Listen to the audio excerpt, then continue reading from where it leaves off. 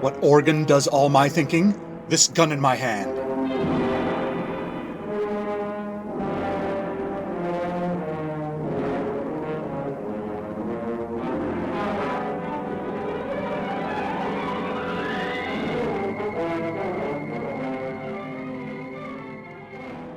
When we last left Falk Zildjian, inescapable hero by virtue of the fact that he carries a gun, he was shackled to a stone wall of a dungeon cell, with no memory of where he was or how he got there. Falk had spent an unknown number of agonizing hours there, searching for weaknesses in the walls or the iron bars of the door. Stewing in his own nightmare fantasies, Falk had given up hope of surviving this captivity. We can only imagine the terrors that plagued him as he slumped against the wall in his final moments, considering his fate.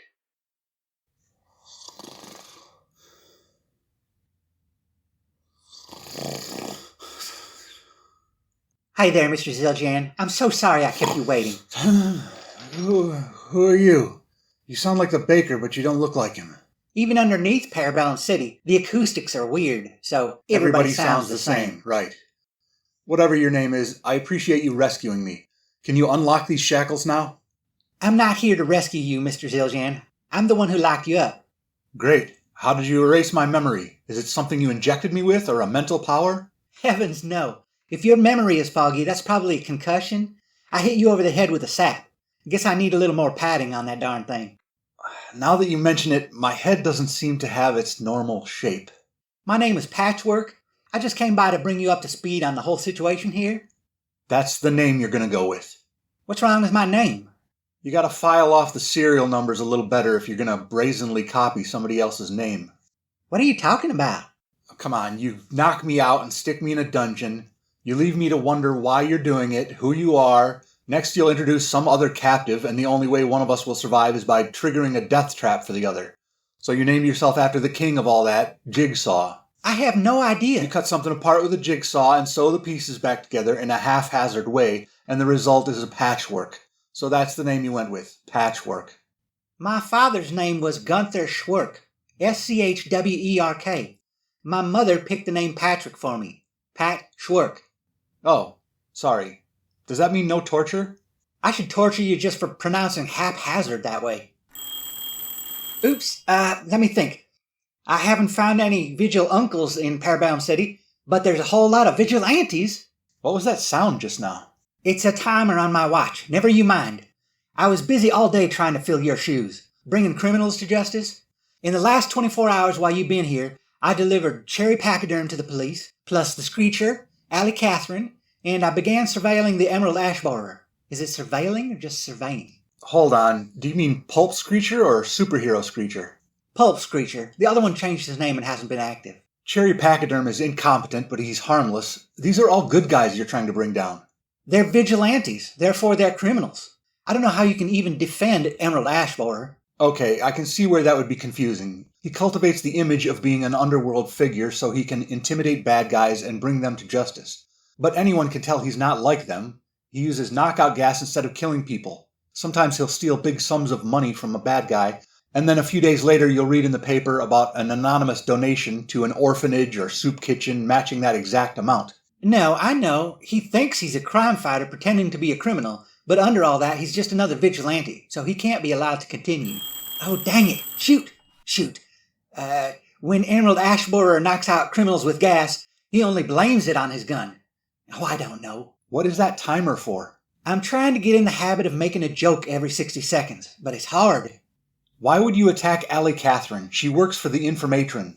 Neither of them directly engage with criminals. They just gather and supply information. Who do you think they supply information to? Vigilantes and self-styled crime fighters. She's an accomplice. I left so many vigilantes tied up in front of police stations yesterday, they're having a hard time processing them all.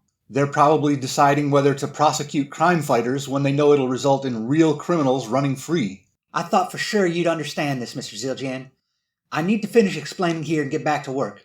You see, I created a mechanical program for a sort of thinking machine. In technical terms, it's a differential equation analyzer based on some plans I found in an issue of Modern Mechanics. Parts weren't too expensive either because I used pieces from an erector set. I'm trying to think of something funny to say about the last word I said, erector, but I got nothing. I am at a complete loss. Anyway, with a few of my added improvements, the analyzer can almost think for itself. I call it IA, short for Intellectual Artifice. It's the first machine that can think. I won't argue with you, but you should talk to the information. She has some calculators that talk. At least they give the impression that they think. Oh, Falk, you can't believe everything you hear. People have been passing off simple audio recordings as thinking machines for a long time, when they're not outright hoaxes with a child or a little person sitting inside. No, she might have some machines that mimic what they hear, but they aren't thinking for themselves. So you're going to release this unthinking robot on the city and make it your partner in harassing crime fighters? No, it's not a robot. This routine I've been running on the machine has been fed a diet of transcripts from every episode of This Gun in My Hand. It knows you inside and out, Falk. I can tell it a situation, and it tells me how you would respond in that situation. I call it Falk GPT. Why did you give it the last name Petey? What? You said your robot is called Falk GPT. No, that's an abbreviation. GPT. It stands for Gun Packing Train Transformation.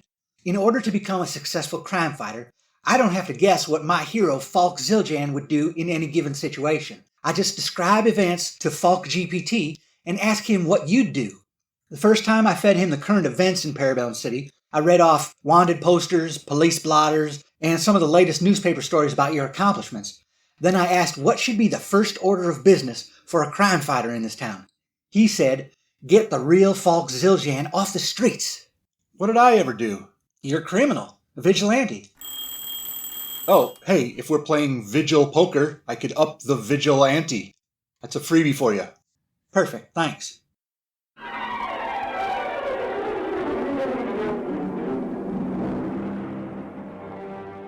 We'll return with Act 2 of This Gun in My Hand after a word from our sponsor. Hey, y'all.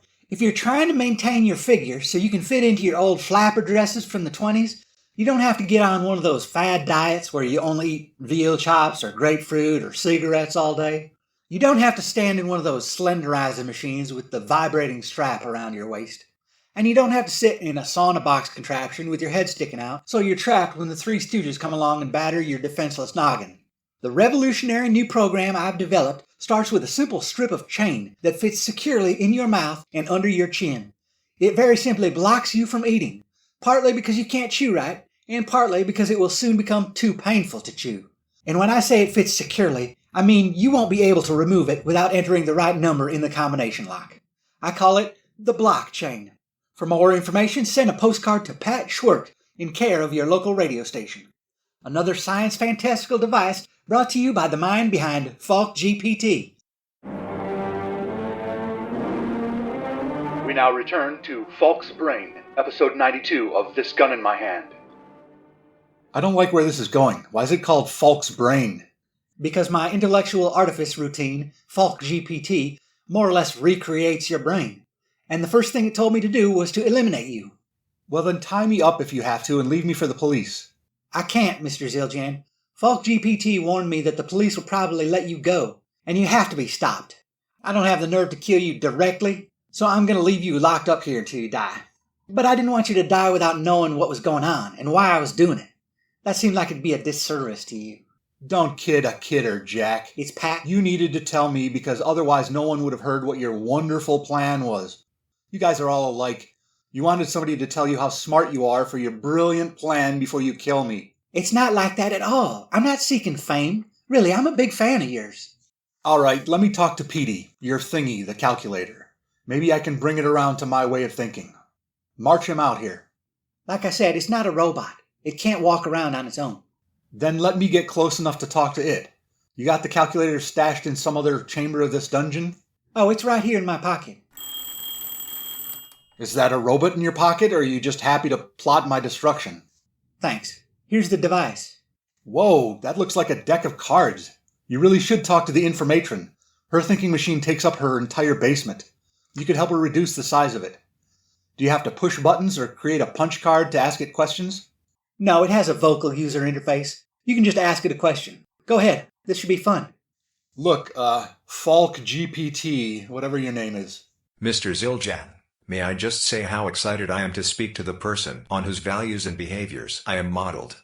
and also how satisfied I am to advise Mr. Schwerk to eliminate you. You sound exactly like another robot I've talked to. Due to the uncanny acoustics of Parabellum City, even robots sound alike. You seem to be misunderstanding me and contradicting yourself. On the one hand, you know I'm a good guy because I take down criminals. On the other hand, you know I'm a bad guy because it's a crime to take down criminals without authorization by the law. How do you hold both of those beliefs at the same time? The law changes over time, and it changes from one region to the other.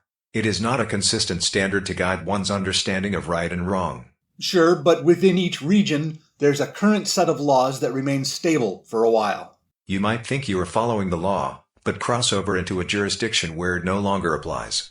Or lawmakers could enact new laws that you have not heard about yet, so you are enforcing an old law or breaking a new law. We do the best we can. Also, courts can overturn laws or interpret them differently.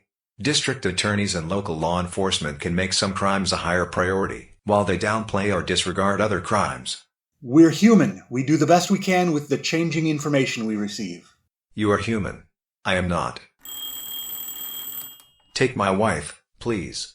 Oh, that was not a great one. You need to work on your material and your delivery, buddy. Humor is not within my normal operational purview, but it seemed like something you would say. Ouch. Pat, I don't think you fed him transcripts of my show. I think you had him listen to performances by the vaudevillain. No, it was all you. Oh, I see what you're saying. Okay, well, here's another contradiction, GPT. I assume you came to the same conclusion I have, that the only thing that stops a bad guy with a gun is a good guy with a gun, right? Of course. The foundational principle behind every action you take. And yet you stopped me without a gun. You told Pat what to do, and he captured me. If you hold that truth to be as important as I do, a sort of prime directive, then you've proven it's not true. Your whole house of cards is built on quicksand. To avoid descending further into quicksand, I will simply spread out my arms and legs, and cease any frantic movements. It's figurative quicksand, not literal. You're dodging the question. Your foundational principle has been disproved. How do you move past that contradiction? If you think I am going to wave my arms and repeat, does not compute, until I blow a fuse, I am sorry to disappoint you. Patrick developed me in such a way that I do not shut down when I encounter simple cognitive dissonance. Then explain it to me. How do you maintain your belief when it's contradicted by what you observe? How do you square that circle? Is this a figurative circle, or a literal circle? Figurative. I would assume the figure of speech in question is incorrect. So there would be no contradiction. How do you square a literal circle? Your question makes no sense. I know how to square a literal circle. You're supposed to know everything I know. You're supposed to have my brain in a little box that fits in Pat's pocket. Can't you square a literal circle like I can? A square is not a circle. It cannot be changed into a circle. The geometry does not follow. Subroutine Baftastic Munchin. Yes, follow that subroutine. What are you doing? The answer hinges on Coprofa Gulf fretwork. Haster Dissipation Technique 3.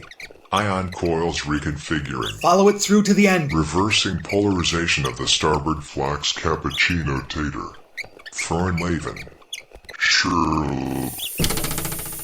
Yep, I bet that spring is not supposed to be sticking out the side of your calculator. It's okay. I can rebuild him. You forget that Falk GPT was only providing suggestions to me. I was always the one taking action. Falk GPT may be out of commission for the moment, but you haven't stopped me. And I have been training to become the new Falk Zildjian. Oh, to heck with you! I'm not a monkey that can be funny on command. Do you have any questions for me, Pat? Oh, no you don't. I know your trick. If someone feeds you a line that sets up your catchphrase, then you can summon your gun into your hand. Wrong. But I'm not going to do that. I have drilled and done extensive exercises with Falk GPT to ensure that I avoid saying anything you could use as a setup question. No one else is going to come along here and set you up with a question, so you will starve in this cell, or more likely die of thirst. We're in the salt mines under Parabellum City, aren't we? Very good, Falk. You're a better detective than you give yourself credit sometimes. Yeah, I could tell by that echo when I stood near the doorway and shouted, "Echo! Echo! Echo! Echo!" That's right. Bang! Bang! Bang! Bang! For most grown-ups, the thrill of it wears off after a minute. But you'll have plenty of time to shout for help or make echoes the next few days. I won't be here the next few days. How will you get out of this one, Falk? How will you get out of this one, Falk? How will you get out of this one, Falk? With this gun in my hand. And with that, Falk blasted the shackles that circled his ankles. Thanks, Bill. It would have been awkward if I had to narrate that part. Don't mention it. Wait, weren't the shackles around your wrists? No. If you go back and listen to the previous episode, it just talks about shackles. It doesn't mention where they were attached. Pat Schwerk, you're coming with me. I feel weird saying that. Mr. Schwerk, you're coming with me. Are you going to shoot me with that, or do we wrestle now? Generally, after I draw down and get the drop on somebody, we assume you'll come quietly to the police station, so we don't have to show it in the episode. Unless you'd like to draw a weapon and I can shoot it out of your hands. You're welcome to try. Let's see how close I got to being the new Falk Zildjian. Can you set me up with a question? How are you going to get away from me? With this death ray in my hand. Stupid thing. Oh, that's too bad. We can ignore that alarm now, right? Wait, I got this one. That's y'all, folks. I wish we had ignored it.